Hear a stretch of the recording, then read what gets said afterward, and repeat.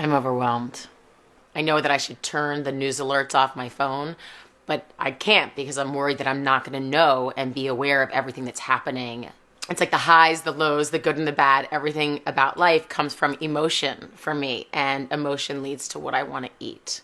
I don't know, a couple of years ago, I made a cookbook, and it was one of the most incredible things that I've ever done. I created all my own recipes. I spent years developing it and making it. I want to tell a story about food. It's the one way that I know is like surefire hit is to just acknowledge how I feel and then cook a recipe that's going to feed that. You hear so many times that you shouldn't connect emotion with food and all this, and that's just all bullshit. My truth is that life makes me hungry.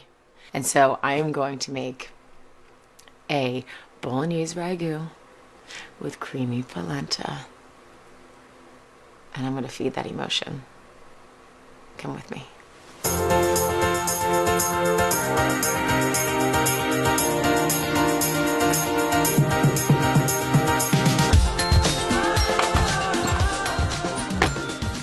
This is the creation mode.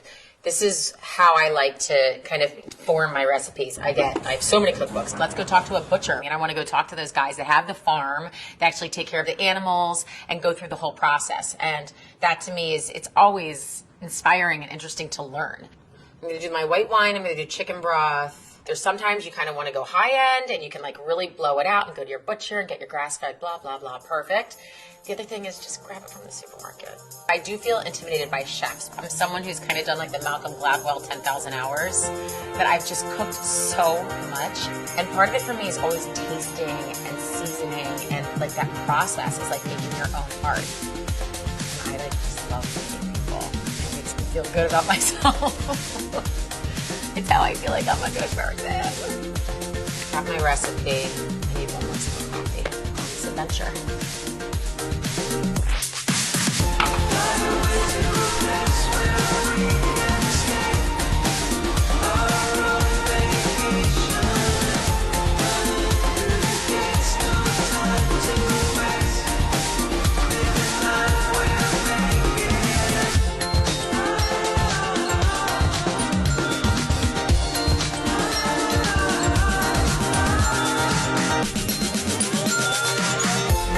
So I'm in search of making the perfect bolognese ragu.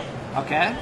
I'm thinking that I'm going to do half pork and half beef. Do you have any thoughts on that? Most people will get like half and half of like a ground pork, which is like pork shoulder that we just dice up. So the ground pork is pork shoulder? Yep. Okay. Yep. 70% to 30% like lean to fat ratio. Okay. And then I always recommend our just good old regular 80-20. Ground beef. Yeah, let me wrap it up for you.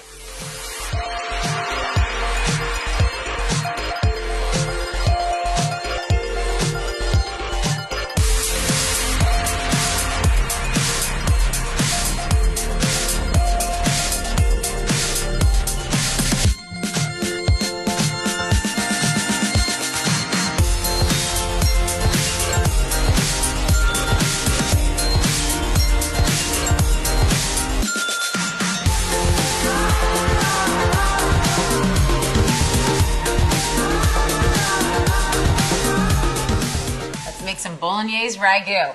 I already have my pancetta going. I have a 1/4 pound going in here.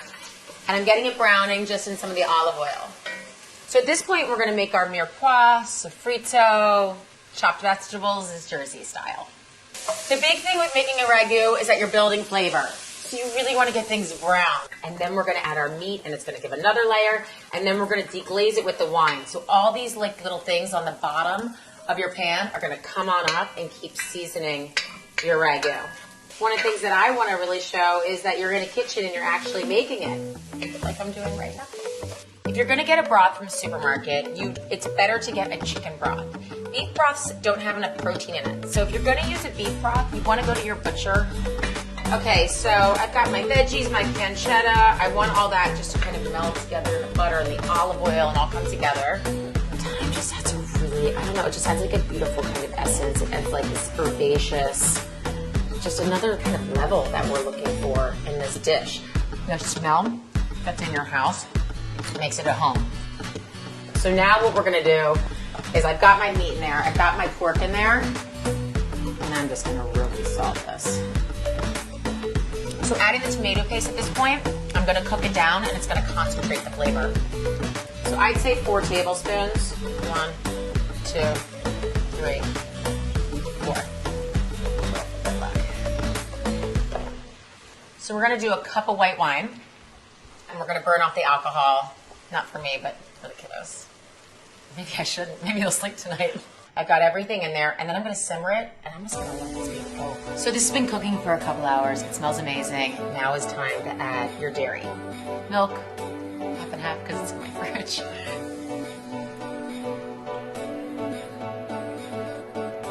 Let me just give it a quick taste as we're going and just see where we're at.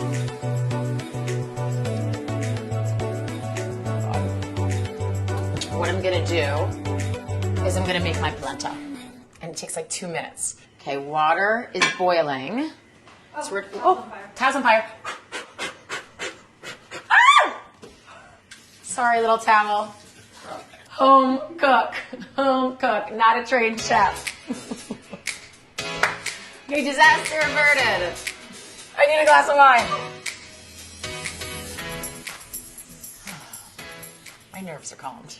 Okay, back to the polenta. Salt and bring 4 liters of water to boil. I have no idea how many cups, so I Googled it. It's 16 cups. Ooh, in you go, baby.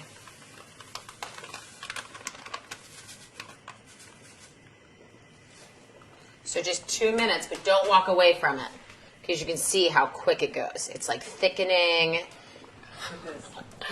Okay, so I'm looking at my polenta with the one that I got from the experts, and it's looking very dry to me. So now I think it will be called Bolognese ragu with crumbly polenta.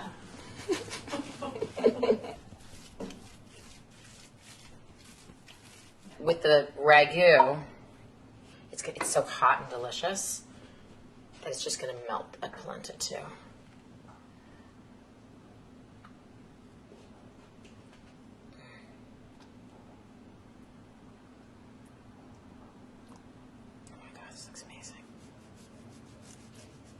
Where's my spoon? I'm ready.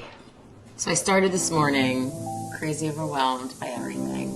And here I am at the end of the day after cooking a ragu for 3 hours, after talking to people that love food and learning about it.